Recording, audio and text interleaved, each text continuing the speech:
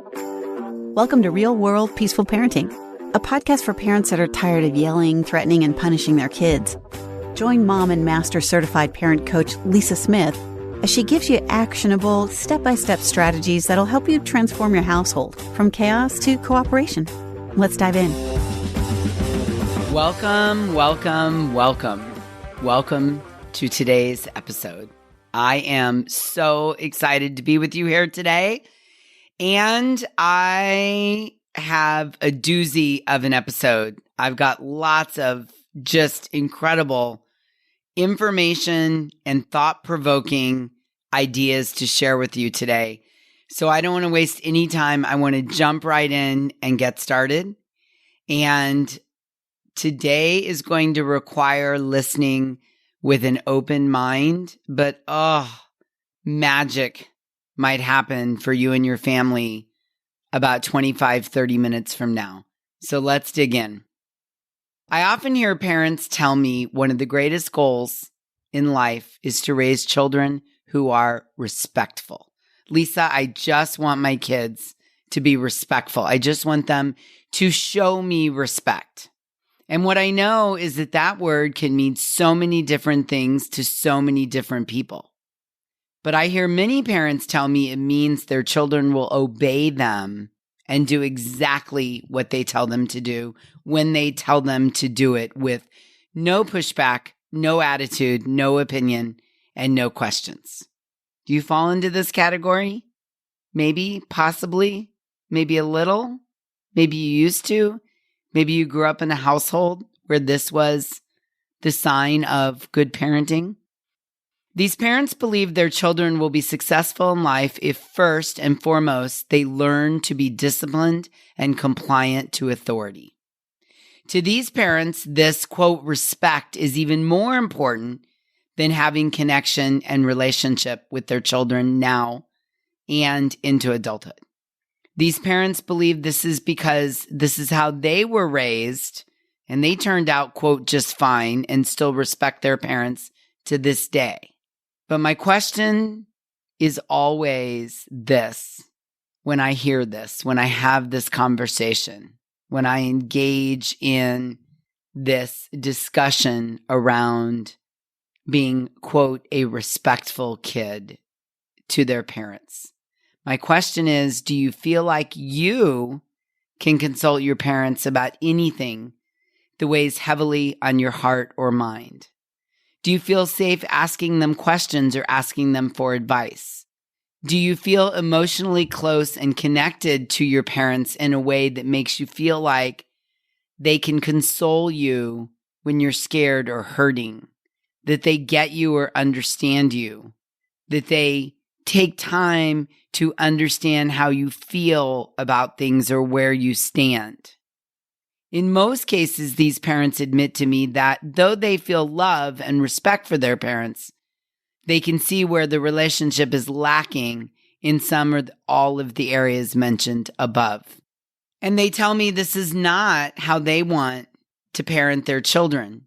And they tell me this is not how they want their children to see them as they grow into adulthood.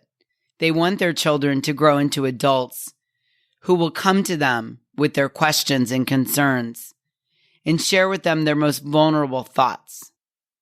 As a recovering compliant child myself, today's episode is intended to shed light on what it actually means to raise a compliant child. You may be really successful at teaching compliance, but are you sure that's really what you want? Are you really willing to sacrifice some connection, trust, honesty, and relationship with your children to make them compliant? Let's take a look at what, quote, compliance might look like when your children become adults. And then I'd like you to consider the question again. Now, you can raise your children any way you want to, with absolutely no judgment from me, I promise. But I do want to share with you that you can have it both ways. Compliance from your kids and connection with your kids. It's totally up to you to choose which one holds more value for you. So let's dig in. What are the characteristics of a compliant adult. The problem with compliant children is that they turn into compliant adults, which may sound like, well, Lisa, what's the problem? Well, in hypothetical and let's say extreme situations, compliant adults can't think for themselves. They don't have an internal compass, or it's very minimal because they've been doing what they've been told all their life. They're easily influenced by people who may not have their best interest in mind. Oh, that one is so important to me. Let me say it again. When you raise a compliant child and they turn into a compliant adult, they may be easily influenced by people who may not have their best interest in mind. Compliant adults don't often speak up for themselves if they're being taken advantage of. They always do what their boss tells them to do, even if it's illegal or unethical, because anyone in a position of authority must be obeyed. They go out into the world with no capacity or experience with questioning anything. Compliant adults have low conflict management skills, and they're left open to being harmed by people that don't have their best interest in mind. Compliant adults have low compromise skills because they have no practice at it. They might have little impulse control because they don't have any authority figure telling them what they can or cannot or should do, and they're used to that. And compliant adults are often people pleasers. Now, there can be some positives to being a compliant kid. You don't have to think. You just do. You know the rules. You know how to please. A compliant child is easier to raise, yes, but does not always serve us as an adult. So if you're raising your child to be compliant, the lesson your child is learning is not just to be compliant to you, the parent. Your child is learning to be compliant to any authority figure. Please hear this. And what happens is the brain is given the assignment to be compliant to people in authority. And what happens is, in the compliant scenario, the one who holds the keys to the kingdom is the one with the authority. Therefore, this makes the compliant child's goal in life to be the person with the authority, because the person with the authority has all the power. And if they have younger siblings, this means when mom and dad are not around, I'm in charge. I'm going to tell you what to do because I'm now the authority figure in the house, and you are going to bend to my will. Compliant kids think the prize or the trophy is about the power, the authority, not things like good conflict management skills and compromise and speaking up when they're passionate about something and learning how to find the common ground and that everybody's voice matters. All that's out the window because the prize is the power that comes from being the person with the authority. What you get is a person who believes that the person with the most power is in charge and everyone else is compliant, so I need to be in charge. To survive, to feel good about myself, to feel safe, I have to be the person in charge with the authority, or I have to be subservient to someone else's authority. They look for relationships where they are in charge or where they are subservient. It's black and white with very little gray area in between. Relationships built on this dynamic, not one of equality or partnership or mutual admiration, is what the compliant adult seeks out. I'm either in charge or you're in charge. And our relationship is built on that dynamic. There is no partnership, mutual admiration, or equality. The other problem with compliance is that if your child has a desire to do something, rather than coming and talking it through with you, they just do it and try not to get caught. There's the potential to lie and hide things in an effort not to get caught with the person with the authority, rather than doing the right thing. It becomes more important to the compliant child to avoid getting caught by the authority figure than trying to figure out the right thing to do because they don't want to get in trouble. They want to get away with something. They want to feel in control. And it creates a very complicated, parent-child relationship that grows into a very complicated adult parent-child relationship. Yeah? Light bulbs going off right now?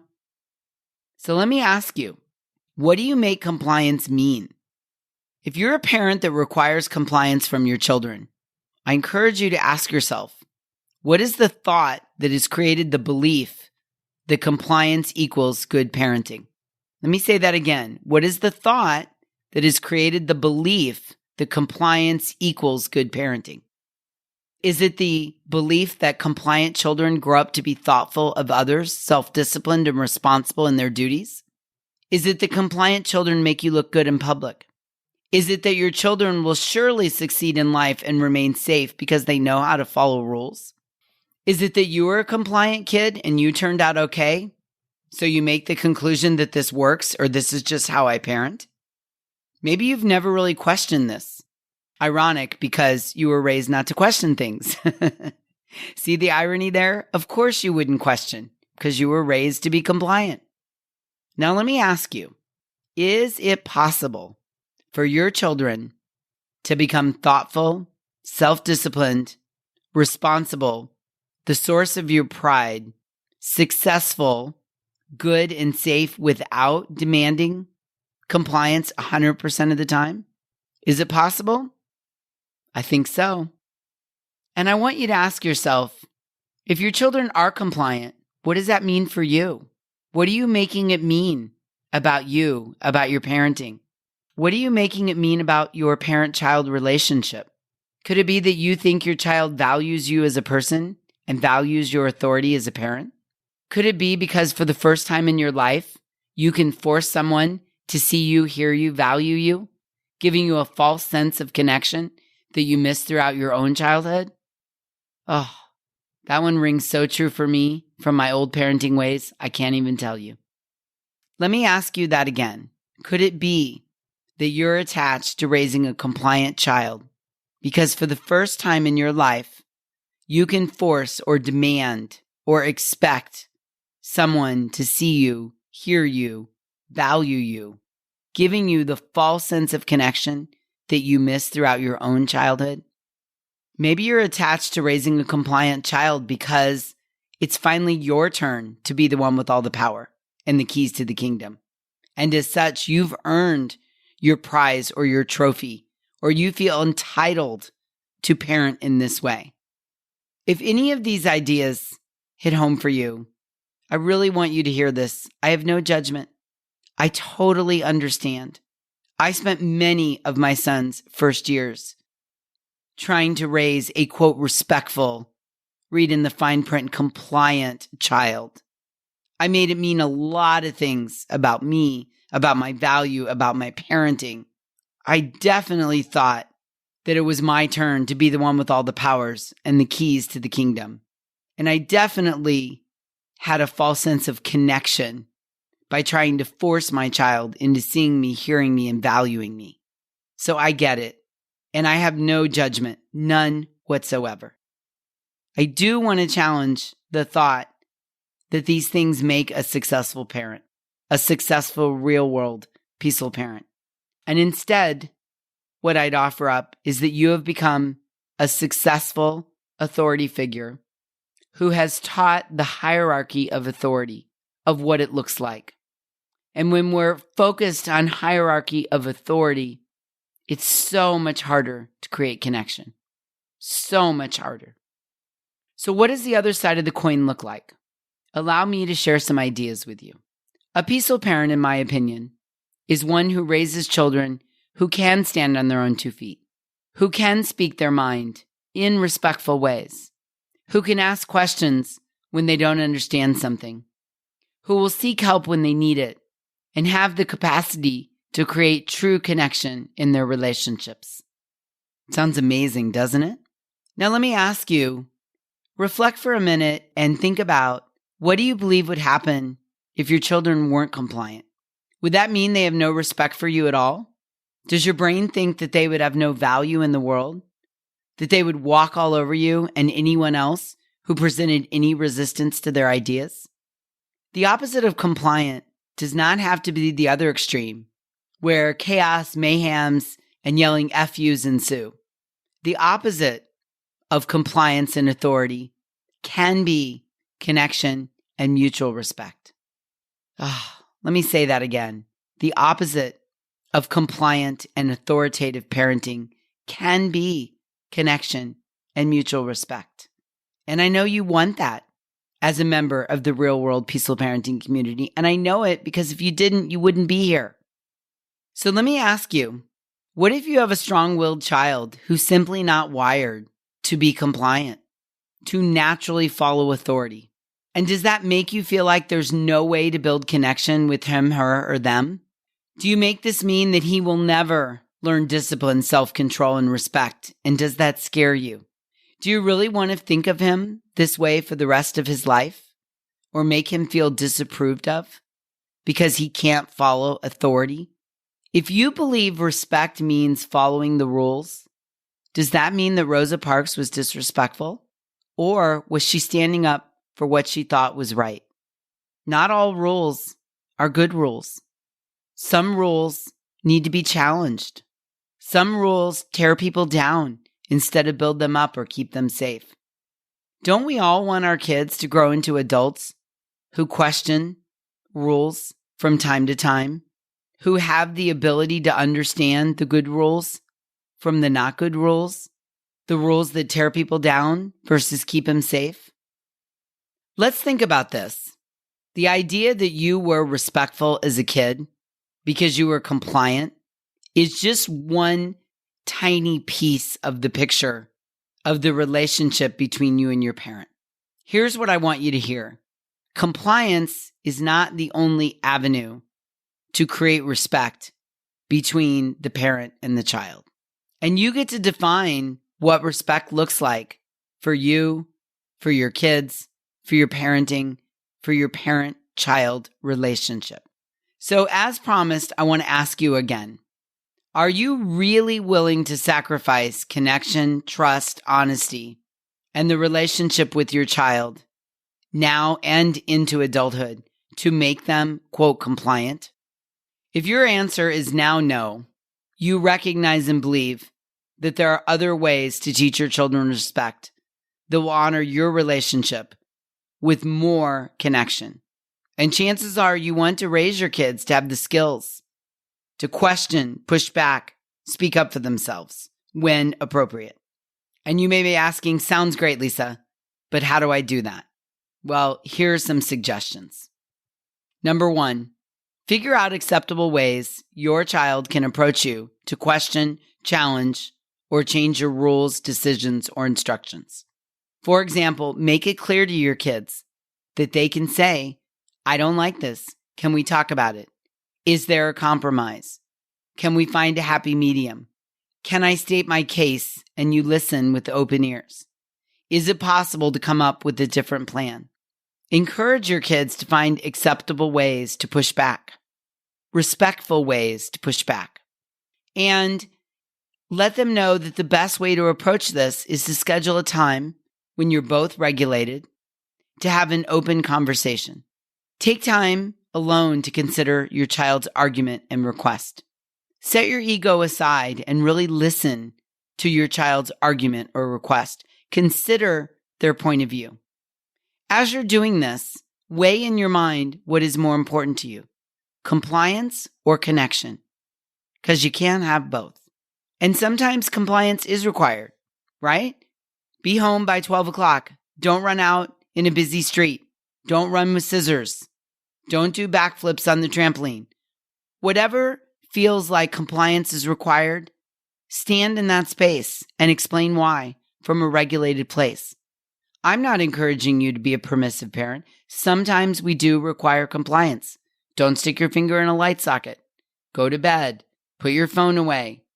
You get 1 hour of gaming. But take the time to explain why. Avoid because I said so, right? That is a classic example of someone with authority exerting power over their kid. I'm not going to explain it to you. I don't have to. You should just listen to me. That's a classic example of someone authoritatively parenting. If you are going to require compliance, explain it. Explain it while you're calm and regulated. Give your child room to ask questions and help them understand. It's a safety issue. It centers around our family values. It's what we do in our culture. It's what I think is right. I want to keep you safe. If a compromise is acceptable, bask in the connection it creates. Talk it through. Be open. Really enjoy the connection that you're creating with your kid or kids. And here's what I definitely know. If you give your kids space and room and train them to question and push back in acceptable and respectable ways, then you have kids that won't be afraid of conflict, won't be afraid to question things in a respectful way, won't be afraid to debate topics while staying regulated, and won't be afraid to voice their opinion. And as a side benefit, they will feel seen, heard, and valued in the parent-child relationship. This to me is a win-win and so worth the work. You've got this. I know it. I know you do. Now, maybe you're thinking, Lisa, I like this. I like what you're putting out, but I don't know how to parent differently.